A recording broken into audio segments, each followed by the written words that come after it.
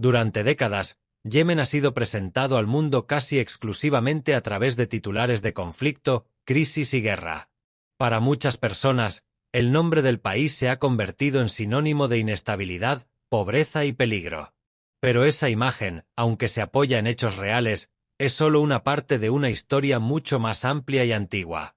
Yemen es uno de los territorios habitados de forma continua más antiguos del planeta, un lugar donde la geografía, la cultura y la historia han interactuado durante miles de años para formar una identidad profundamente rica y compleja. Aquí, el tiempo no se mide únicamente en años o siglos, sino en capas. Capas de civilizaciones, rutas comerciales, lenguas, creencias y formas de vida que se han superpuesto unas a otras sin desaparecer del todo.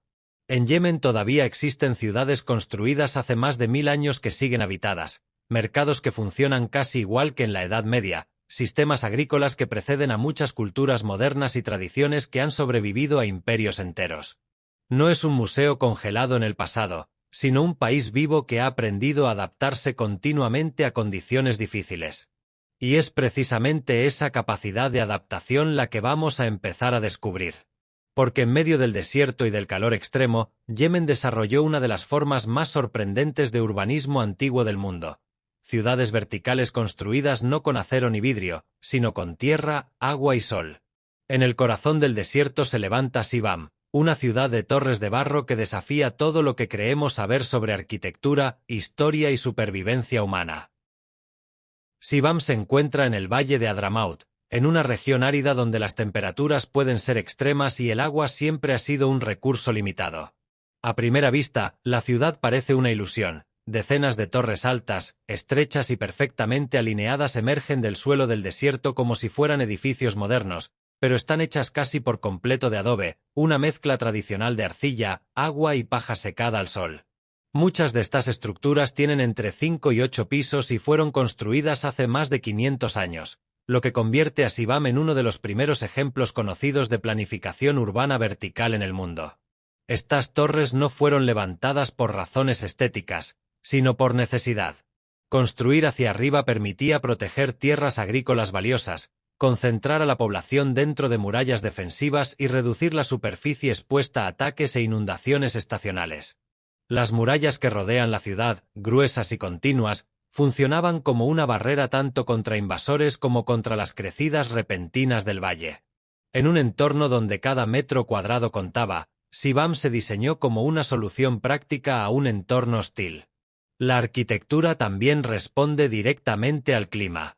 Los muros de adobe son gruesos y actúan como aislantes naturales, manteniendo el interior fresco durante el día y relativamente cálido por la noche. Las ventanas pequeñas reducen la entrada de arena y polvo, regulan la luz y ayudan a conservar la temperatura interior. No hay aire acondicionado ni sistemas modernos de climatización. La propia estructura del edificio cumple esa función, mostrando un conocimiento empírico del entorno que se desarrolló mucho antes de que existiera la ingeniería moderna. Durante siglos, Shibam fue una parada importante en las rutas comerciales que atravesaban la península arábiga, especialmente las que transportaban incienso, mirra y especias. Las caravanas que cruzaban el desierto encontraban aquí refugio, intercambio y organización. Esa función comercial permitió que la ciudad prosperara durante mucho tiempo a pesar de su aislamiento geográfico. Hoy, muchas de las casas siguen perteneciendo a las mismas familias desde hace generaciones, y se mantienen utilizando técnicas tradicionales transmitidas de padres a hijos.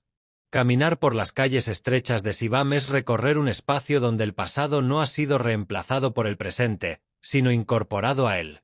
Los edificios se reparan, no se sustituyen.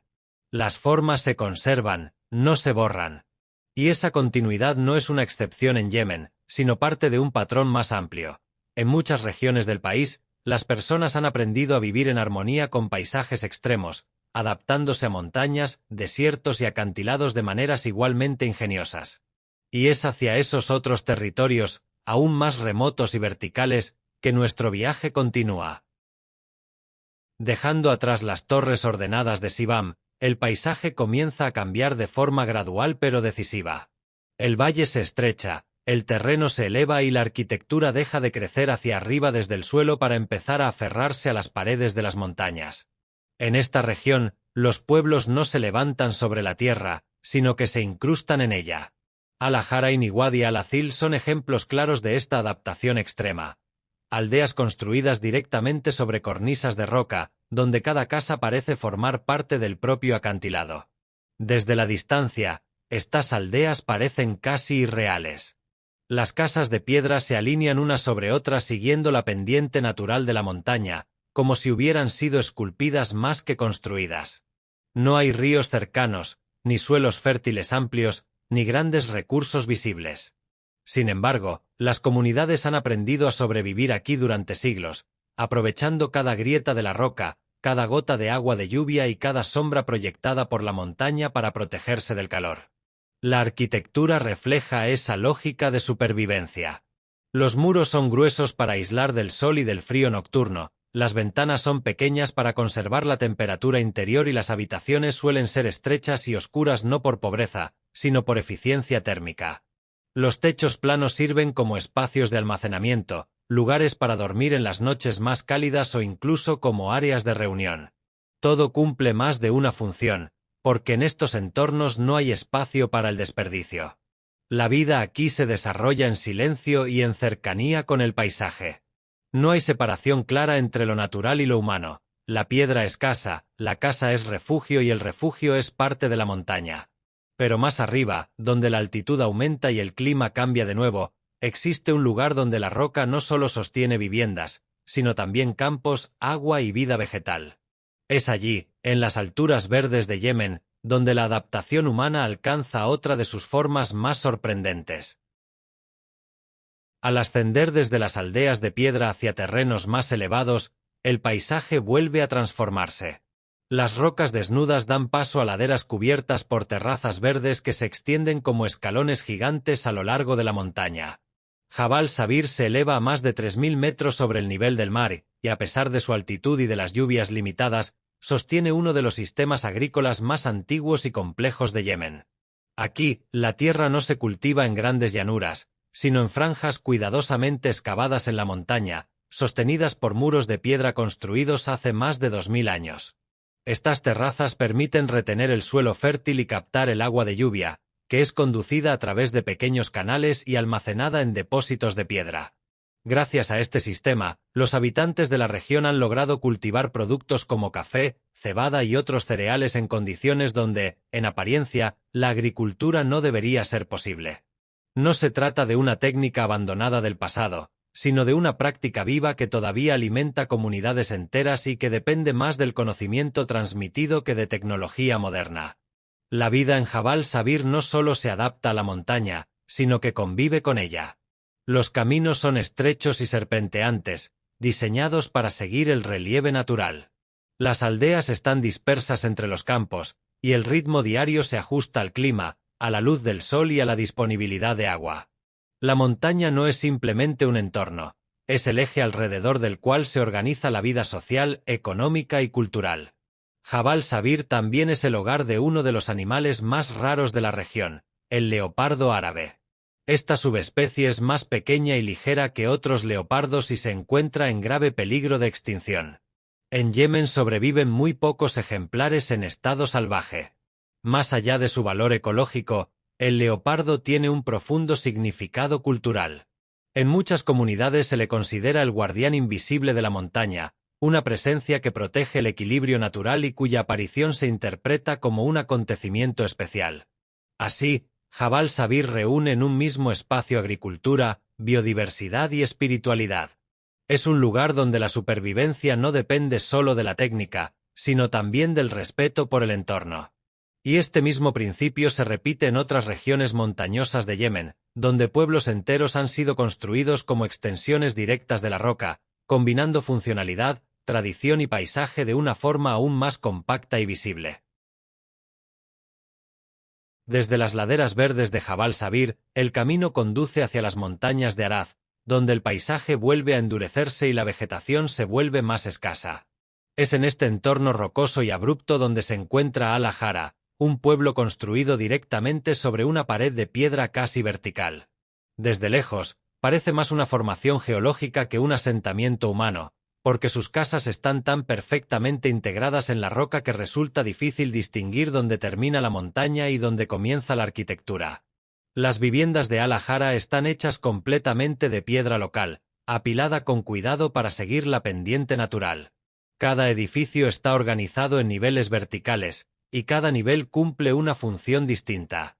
En la parte inferior suelen alojarse los animales, cuyo calor ayuda a templar la estructura.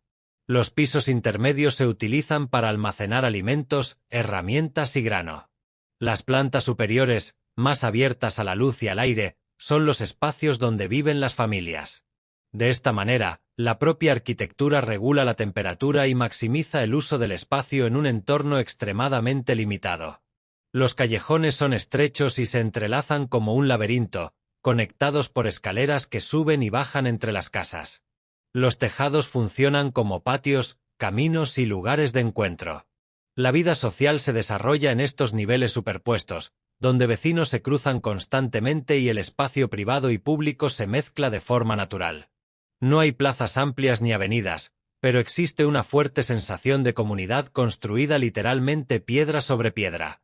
Al-Hara no es solo un lugar para vivir, sino una expresión física de una forma de organización social que ha resistido durante siglos.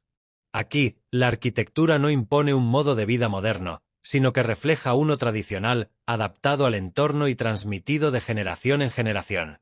Y más abajo, al pie de estas montañas, se extiende una de las ciudades más importantes de Yemen, donde el poder, la historia y la vida urbana adoptan una forma distinta, pero igualmente marcada por el paisaje. Descendiendo desde las montañas de Araz, el paisaje se abre hacia un valle densamente poblado donde se encuentra Ta'iz, una de las ciudades más grandes e históricamente influyentes de Yemen. A diferencia de los pueblos aislados en las alturas, Ta'iz ha sido durante siglos un centro de comercio, educación y vida política. Su ubicación estratégica, entre las tierras altas y las rutas hacia la costa, la convirtió en un punto de encuentro entre diferentes regiones y culturas del país. Dominando la ciudad desde lo alto de una colina rocosa se encuentra la ciudadela de Al-Qaira, una enorme fortaleza construida para controlar y proteger el territorio circundante. Sus muros gruesos, torres de vigilancia y puertas arqueadas reflejan una época en la que el poder político y militar se concentraba físicamente en este tipo de estructuras elevadas. Desde la fortaleza se puede observar toda la ciudad extendiéndose por el valle, una ventaja que durante siglos permitió anticipar amenazas y administrar el espacio urbano. Con el tiempo, la ciudadela dejó de ser solo una instalación defensiva y se convirtió también en un centro administrativo y simbólico. En su interior hubo almacenes, residencias, espacios ceremoniales y oficinas de gobierno. Ta'iz creció a su alrededor como una ciudad de capas, donde mercados, mezquitas y escuelas se fueron acumulando en las laderas y calles que descienden desde la fortaleza hacia el valle. La vida en Ta'iz ha estado históricamente asociada al pensamiento, la educación y el debate social. La ciudad ha sido conocida por su papel intelectual y político dentro de Yemen, lo que la diferencia de los asentamientos más aislados de las montañas. Pero incluso aquí, donde el movimiento y el intercambio son constantes, el pasado sigue siendo una presencia viva.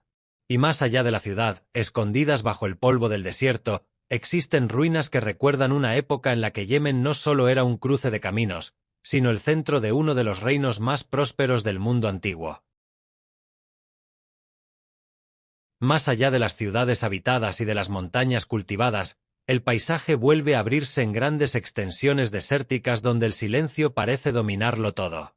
Es en esta región, hoy árida y aparentemente vacía, donde se encuentran las ruinas de Marib, la antigua capital del reino de Sabá. Hace casi 3000 años, este lugar fue el centro de una de las civilizaciones más ricas e influyentes del mundo árabe antiguo, famosa por su comercio, su diplomacia y su organización social. El éxito de Sabá se basaba en una combinación de ubicación estratégica y dominio del agua.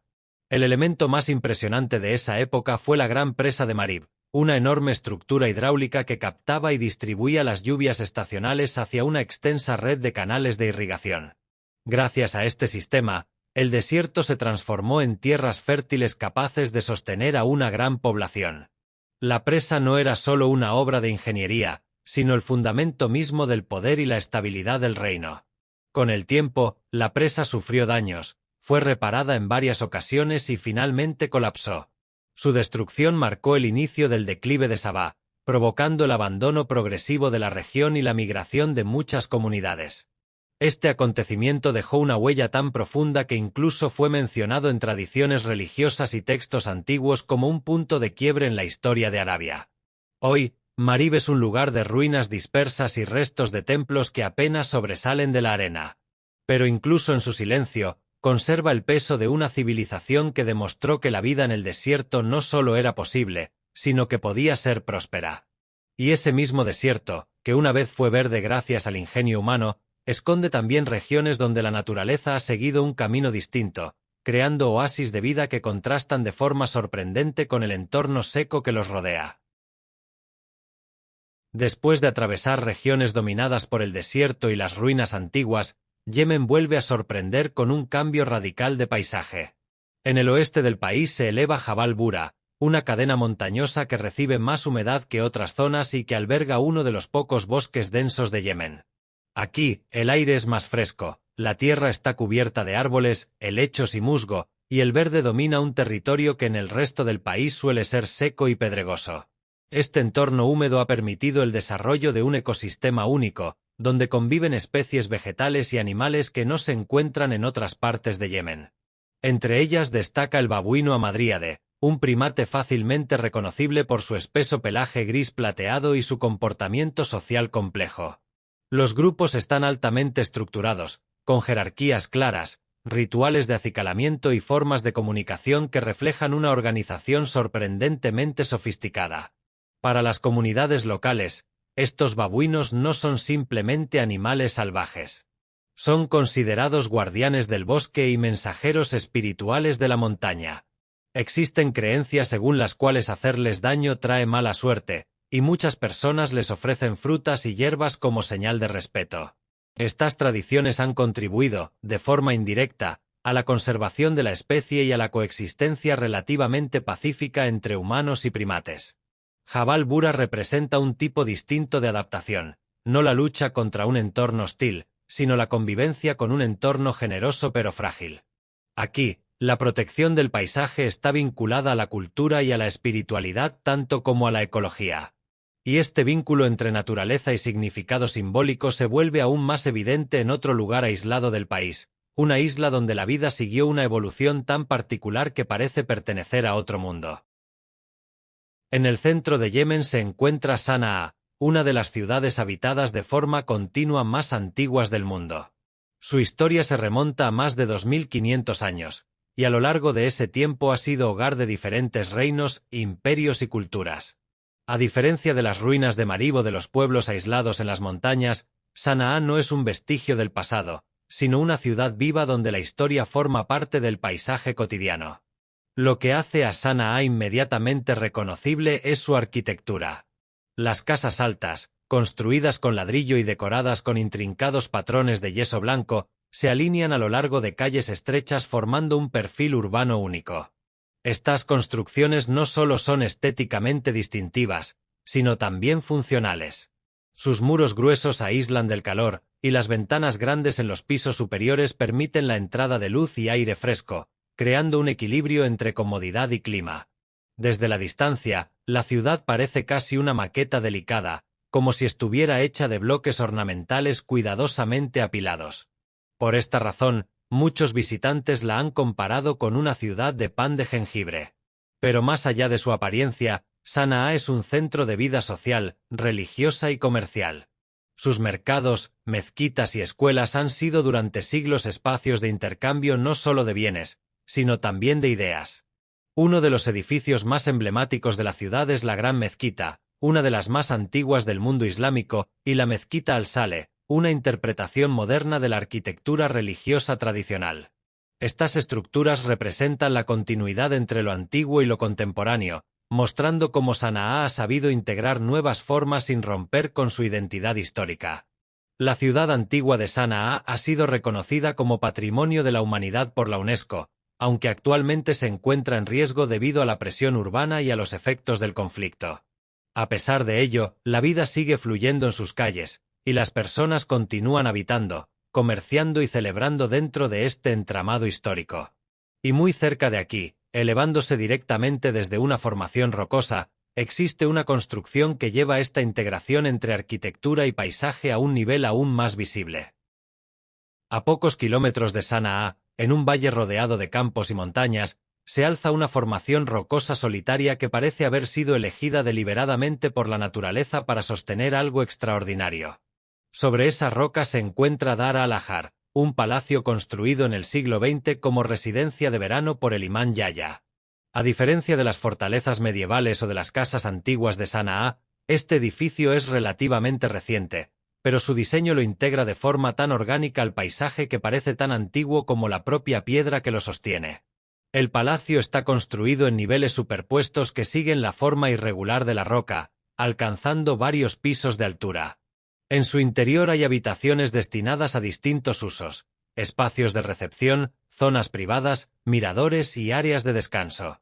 El diseño aprovecha la ventilación natural, la luz y la altura para mantener el interior fresco incluso durante los meses más calurosos. En la base de la roca existe un pozo profundo que suministraba agua al palacio, garantizando autosuficiencia en un entorno donde este recurso siempre ha sido escaso. Dar al-Ahar no es solo un ejemplo de arquitectura singular, sino también un símbolo de una relación particular entre poder, modestia y paisaje. No fue concebido como un monumento ostentoso visible desde grandes distancias, sino como un refugio integrado al entorno.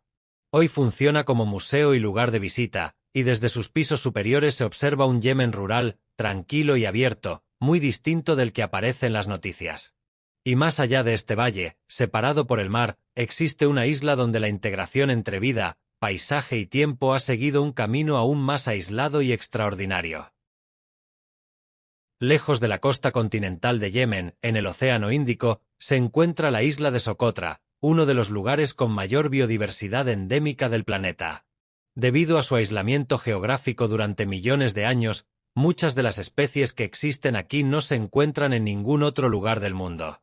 Esta separación prolongada permitió que la vida siguiera su propio camino evolutivo, dando origen a paisajes y formas biológicas que parecen pertenecer a otro mundo. El símbolo más conocido de la isla es el árbol de sangre de dragón, una planta de copa amplia con forma de paraguas y un tronco grueso del que brota una savia roja intensa cuando se corta. Esta resina ha sido utilizada durante miles de años como tinte, medicina tradicional e incienso. Más allá de su uso práctico, el árbol ocupa un lugar importante en el imaginario cultural de la isla, asociado a leyendas, protección espiritual y al equilibrio del paisaje. La meseta de Diksam, en el centro de la isla, es uno de los lugares donde estos árboles son más abundantes. Allí, el terreno se extiende como una plataforma de piedra caliza cortada por valles profundos y antiguos cauces secos. Pastores locales conducen cabras y ganado a través de este paisaje abierto, manteniendo una forma de vida que ha cambiado muy poco con el paso del tiempo. La relación entre las comunidades humanas y el entorno natural sigue siendo directa y estrecha. Socotra no es solo un refugio de biodiversidad, sino también un espacio cultural singular.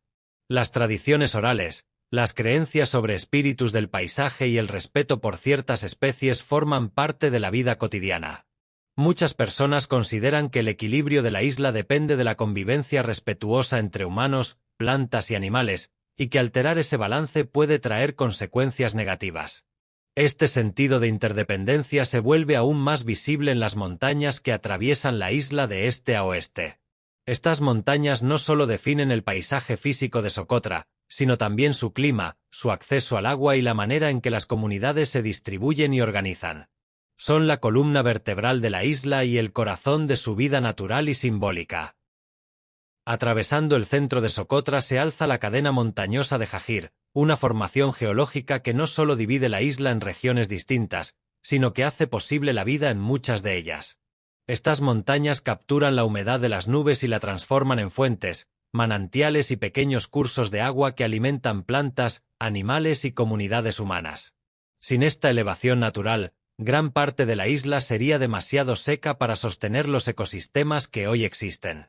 Durante la temporada de lluvias, las nubes envuelven los picos y descargan agua que se infiltra lentamente en el suelo rocoso, alimentando acuíferos subterráneos.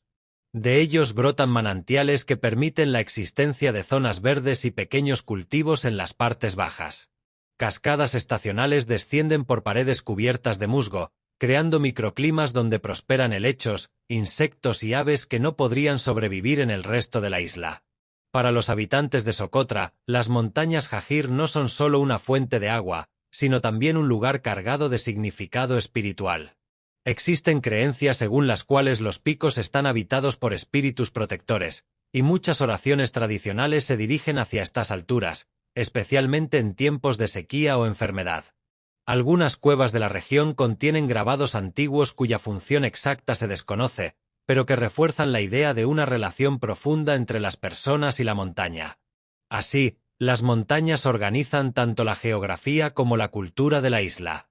Determinan dónde se asientan los pueblos, cómo se obtiene el agua y cómo se interpreta el mundo natural. Y al descender de estas alturas hacia las zonas más bajas, el paisaje vuelve a transformarse, dando paso a cañones tallados por el agua y a playas donde los ciclos de la vida marina se repiten con una precisión tan silenciosa como constante.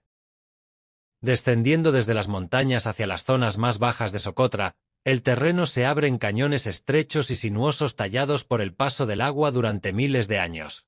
El cañón de Calisán es uno de estos corredores naturales, formado por la erosión lenta de corrientes subterráneas y lluvias estacionales. Sus paredes de piedra caliza, coloreadas en tonos beige y gris, están salpicadas de pequeñas cuevas y grietas donde anidan aves y crecen plantas resistentes. Caminar por este cañón es avanzar por un espacio donde la luz entra en haces estrechos y el sonido se atenúa, creando una sensación de aislamiento y calma. Más adelante, el paisaje vuelve a cambiar de forma abrupta cuando el cañón desemboca cerca del mar y aparece la playa de Ara. Aquí, un manantial de agua dulce fluye directamente hacia el océano, creando una rara zona de transición entre agua salada y dulce. Este entorno permite la coexistencia de especies distintas de peces y plantas, y convierte la playa en un pequeño oasis ecológico dentro de un contexto generalmente árido. La playa de Ara también es un importante sitio de anidación para las tortugas marinas verdes, que regresan cada año a este mismo lugar para depositar sus huevos.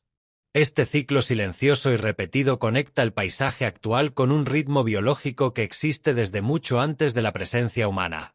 Y al seguir la costa hacia el este, el viaje alcanza uno de sus puntos más serenos, donde el mar no solo sostiene vida, sino que también ofrece uno de los espectáculos más tranquilos de toda la isla. En la costa de Socotra, lejos de los caminos principales y de cualquier desarrollo turístico intenso, se encuentra Sa Beach, una playa aislada conocida por su tranquilidad y por un fenómeno natural que se repite casi cada mañana.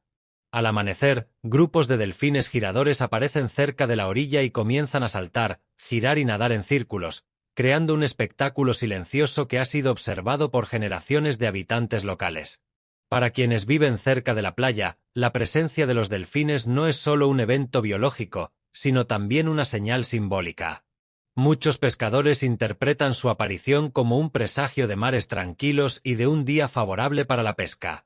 La relación entre las personas y los animales aquí no está marcada por la explotación, sino por la observación y el respeto mutuo, una convivencia que se ha mantenido precisamente porque el lugar ha permanecido relativamente aislado. Sa Beach no es dramática ni monumental como otros paisajes de Yemen, pero su valor reside en su sencillez. Arena blanca, agua clara, arrecifes cercanos llenos de peces y un horizonte abierto que invita a la calma. Es un recordatorio de que la belleza no siempre se manifiesta en grandes estructuras o relatos épicos, sino también en la repetición serena de los ciclos naturales. Y con esta calma, el viaje se acerca a su final. A lo largo de este viaje, hemos atravesado desiertos, montañas, ciudades antiguas e islas aisladas, y en cada uno de estos lugares Yemen se ha revelado como algo mucho más complejo y profundo de lo que suelen mostrar las noticias. No es solo un país marcado por el conflicto, sino un territorio donde la vida ha aprendido a adaptarse a condiciones extremas con una creatividad, una paciencia y una continuidad que rara vez se reconocen desde fuera. Cada ciudad, cada aldea y cada paisaje que hemos visto representa una forma distinta de esa adaptación. Torres de barro que desafían el desierto, pueblos que se aferran a los acantilados, montañas cultivadas en terrazas, islas donde la vida siguió un camino propio. Todo ello forma parte de una misma historia silenciosa sobre la relación entre las personas y la tierra que habitan. Tal vez el mayor error no sea haber olvidado Yemen, sino haber creído que ya lo conocíamos. Porque detrás de los titulares existe un país lleno de memoria, belleza y significado, que merece ser visto no como una excepción trágica del mundo moderno, sino como una parte viva de él. Si este recorrido despertó tu curiosidad, te invitamos a seguir explorando, a mirar más allá de lo evidente y a recordar que el mundo aún guarda lugares que valen la pena ser comprendidos. Para descubrir más lugares fascinantes, suscríbete al canal y nos vemos en el vídeo que está ahora en pantalla.